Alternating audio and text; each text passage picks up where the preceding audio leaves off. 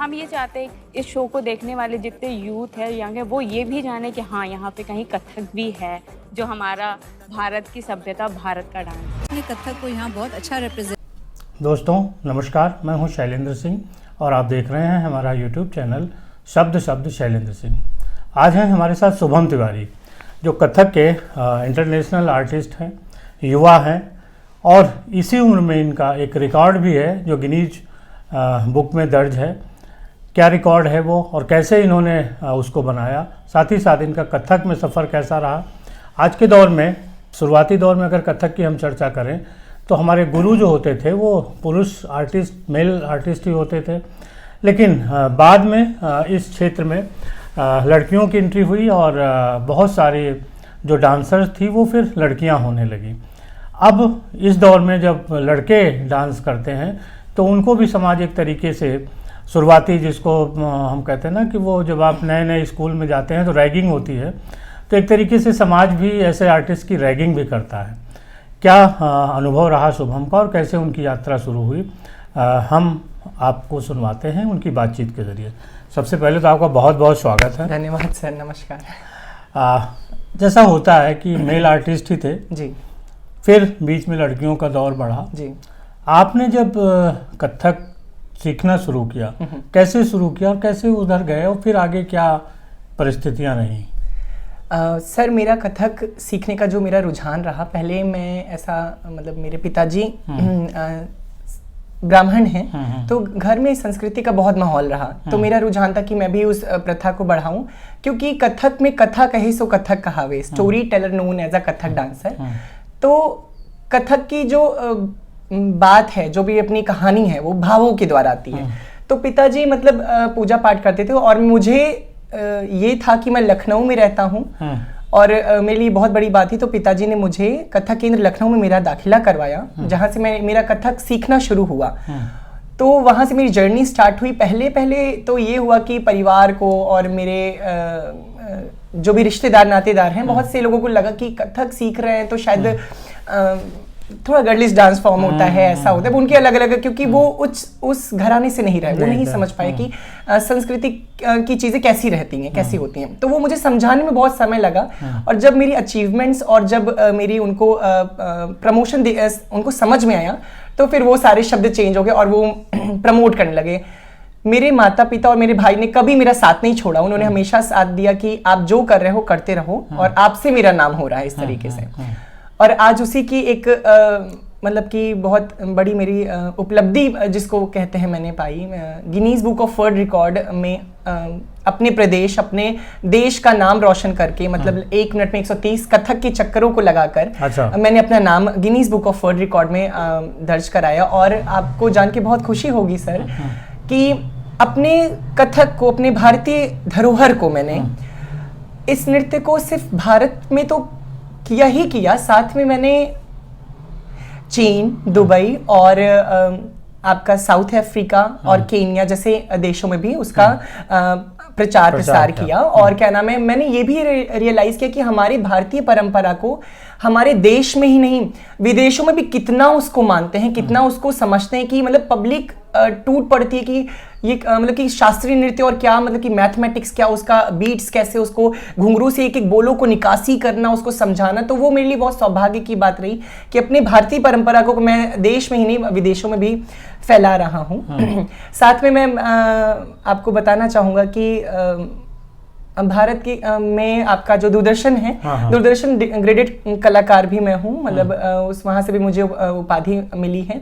और मैं अपने शिष्यों को भी सिखा रहा हूँ अभी, जो मैंने अपना दौर अपने गुरुओं से सीखा, कथक केंद्र और मेरे जितने भी गुरु रहे, वो परंपरा को मैं आगे लेके जा रहा हूँ। मेरा कहने का मतलब एक उद्देश्य है सर, मतलब कि पुरुष नृत्यकार जैसे हमारे भगवान शिव, भगवान कृष्ण, अगर हम धर्म से जोड़ें उसको, तो कैसे उन्होंने, वो भी संगीत प्रेमी रहे हैं और पुरुषों ने ही मतलब एक तरीके से नृत्य को और म्यूजिक को भी बढ़ावा दिया।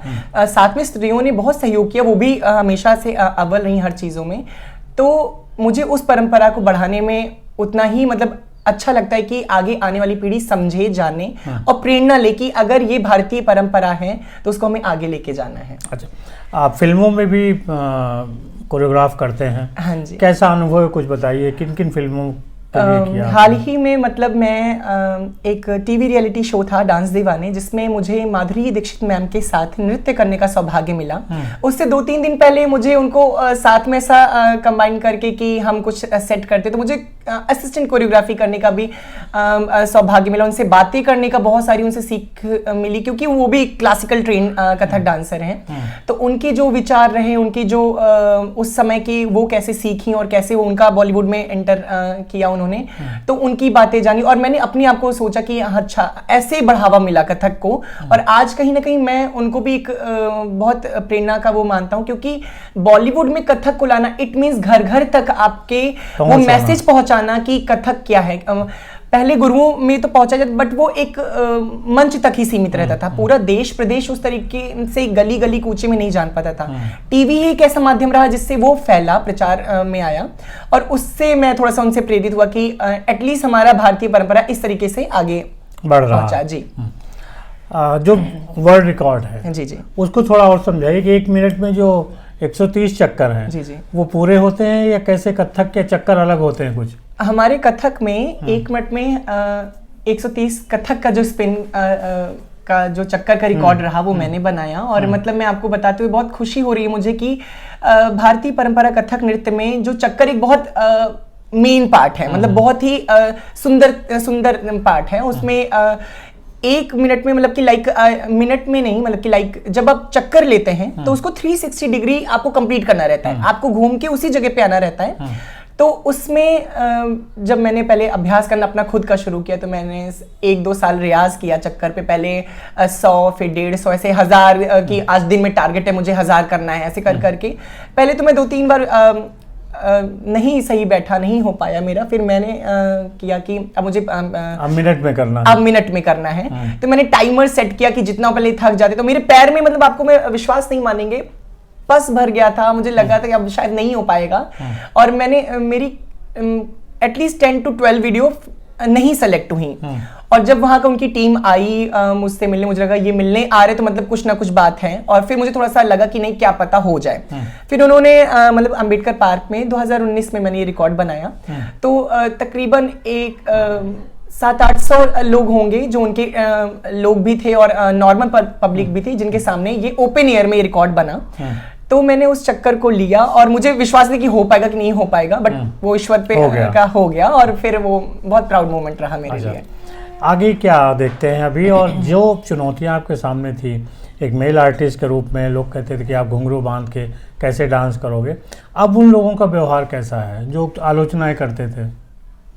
सर मैं आपको बताऊं, जो आलोचना करते थे उनके शब्द शायद मेरे लिए उल्टे हो गए, क्योंकि जब उन्होंने देखी उपलब्धियां मिल रही हैं, चीजें मिल रही, इंसान जाना जाने लगा, तो शायद मेरे नाम से भी अच्छा आप उनके घर से हैं, तो उनको भी थोड़ा सा अच्छा मौका मिला। मैं अगर प्रेरणा की बात करूं तो आगे आने वाली पीढ़ी से मैं यही आग्रह करूंगा कि वो समझें भारतीय मिट्टी को, भारतीय अपनी धरोहर को। अपना कोई भी शास्त्रीय नृत्य हो, कोई भी गायन वादन या कला का चीज़ हो, वो हमें उतनी ही वैल्यू देनी चाहिए जितनी हम अपने वेस्टर्न कल्चर को दे रहे हैं। अच्छा, एक सवाल बार बार उठता है कि आपने भी कहा कि मेल आर्टिस्ट की बात थी, तो क्या लड़कियों को ज़्यादा तवज्जो मिलता है या लड़कों को ज़्यादा तवज्जो मिलता है, या लड़के लड़कियों के बीच कोई अंतर्द्वंद है कथक या ऐसे शास्त्रीय जो नृत्य हैं उनमें?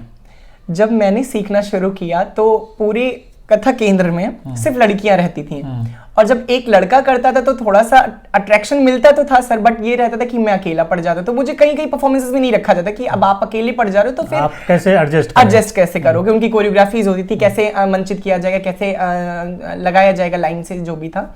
तो उस टाइम कभी कभी ये भी फील होता था कि शायद मैं लड़का हूं तो इस वजह से मुझे वो किया जा रहा है, और कभी कभी मुझे स्पेशल अटेंशन भी मिल जाती, कभी कृष्ण बनना हुआ, कभी कुछ स्पेशल, क्योंकि अब सारी लड़कियों के ग्रुप में एक लड़का ही अटेंशन वाली बात, तो सब उसी को देखते हैं। तो उसमें से भी थोड़ा सा मुझे वो प्रमोशन भी मिला, मेरे लिए एक अच्छी बात भी रही। और क्या नाम है, इस तरीके से वो दौर मतलब मैंने देखा। मतलब आप उनके बीच कोई अंतर्द्वंद नहीं देख रहे हैं? अंतर्द्वंद जो आपने बताया, अगर मैं देखूं तो कभी कभार मैंने ऐसा फील किया और कभी कभार नहीं किया। लड़कियों को ज़्यादा तवज्जो मिलता है। हाँ जी, हाँ जी। आप जिन लोगों को सिखा रहे हैं हाँ। वो कैसे बच्चे हैं और आगे उनको क्या कहाँ तक ले जाना चाहते हैं? सर आज मैं जिन बच्चों को सिखा रहा हूँ जो मुझसे शिक्षा ले रहे हैं, मैं आपको बताऊं कि अभी वो छोटे हैं, उनको वो दौर नहीं पता कि हमने कितने कष्ट में सहा है। आपको मैं बहुत बड़ी बात बताना चाहता हूँ कि कहते हैं घरानेदार परंपरा जो लेके लोगों ने चले हैं, जिन्होंने बहुत अच्छे अच्छे महाराज, पंडित बिरजू महाराज जी और अनगिनत ऐसे फेमस हस्तियां रही हैं जिनको मैं शब्दों में बयां ही नहीं कर सकता, जो बहुत ही बोलना ही मेरे लिए शायद सूरज को दिया दिखाने वाली बात हो गई। उनके साथ साथ मैंने जो अलग से कष्ट झेला है, मतलब एक तरीके से कहा जा सकता है कि आप नृत्य कर रहे हो तो पुरुष नृत्यकार, उसको गलत तरीके से नहीं करना है, गलत तरीके से नहीं समझना, क्योंकि उसका नजरिया ही बदल जाता है देखने का। तो मैं अपने बच्चों में ये चीज देखता हूँ, जो मैंने अपनी पीड़ाएं सही हैं वो मैं आगे उनमें ना देखूं और उनको वो पता ही ना चले कि पहले का दौर कैसा रहता था कथक में। तो आज मैं जो क्या नाम है 30 से 32 बच्चों को सिखा रहा हूं और आधे मेरे बाहर इंडिया से बाहर सीखते हैं, आधे इंडिया में सीखते हैं, तो वो कड़ी मेहनत तो करते हैं, मगर आगे उनको मुझे ये भी समझाना है कि इस मेहनत के पीछे कैसा दौर रहा है। तो आपको ये भी समझना है कि ये कथक की जो यात्रा चली है वो कहाँ से लेके और कहाँ तक जाएगी, और सक्सेस धीरे धीरे आएगी। हाँ जी, सक्सेस धीरे धीरे, और आप में बहुत पेशेंस होना चाहिए। तो ये मुझे उनको आगे मतलब और गाइड करना है। कुछ और प्लान जो आप किए हों और बताना चाहते हो दर्शकों को? सर मैं एक आपको मतलब मैं दर्शकों को यही बताना चाहता हूँ सही गुरु का मार्गदर्शन मिलना बहुत ज़रूरी होता है, चाहे शास्त्रीय नृत्य हो, गायन हो, वादन हो, क्योंकि मार्गदर्शन में गुरु को गुरूर दिलाने वाली बात होनी चाहिए, गुरु के प्रति आकर्षित होने वाली बात होनी चाहिए कि अगर बच्चा सीख रहा है तो मैं उसको ना आकर्षित करूं, वो मुझे करके नहीं, गुरुजी बिना आपके तो मेरे ये चीज़ असंभव है। कहने का मतलब है कि कभी कभार ऐसे भी लोगों से आपका ताल्लुकात हो जाता है जो ये नहीं समझ पाते हैं कि आप किसी को सिखा रहे हैं तो उसमें आप अपना स्वार्थ ना देखें, आप उसमें गुरु शिष्य परंपरा को देखें, उस प्यार को देखें कि कल को वो कहीं भी परफॉर्म करेगा तो उससे आपका नाम रोशन होगा, साथ में आप ही जाने जाएंगे। तो उस मैसेज को, चाहे वो मेरे प्रति आए, चल को मेरे बाद आने वाली पीढ़ी में किसी को है, तो ये मैसेज बहुत इंपॉर्टेंट है।